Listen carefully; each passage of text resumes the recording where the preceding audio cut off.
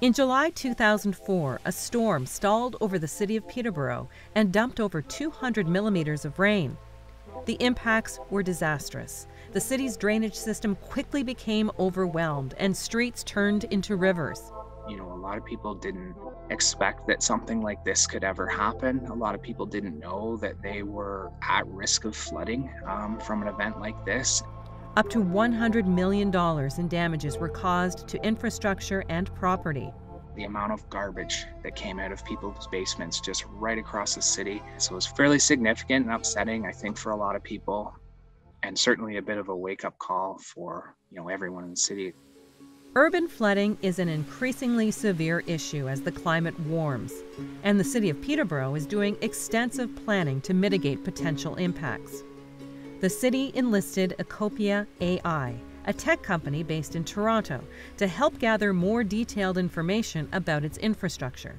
So Ecopia is a geospatial data services company that effectively leverages artificial intelligence to extract features from high-resolution imagery inputs. So we're converting what you would visually see into something that you can take and use for insights and manage your data sets at large scales.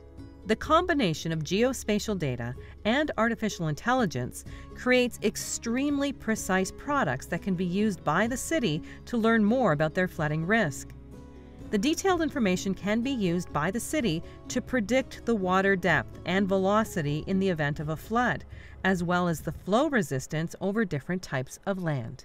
Pluvial is probably the number one impact here as it relates to most cities, at least within Canada, where you have increased water runoff within cities from increased rain, and existing infrastructure can't handle that. So we're seeing a need to improve on infrastructure. We're seeing a need for increased development of green infrastructure, but all of that has to start with a plan. And that's where the data comes into play. We really have a far greater understanding of flood risks in our community. It informs our flood reduction capital program, using that intelligence to identify future projects, test different scenarios, prioritize all that work. I think we just need to continue to fund those types of infrastructure programs in combination with other more green infrastructure, changing the way we design our communities just to be more resilient.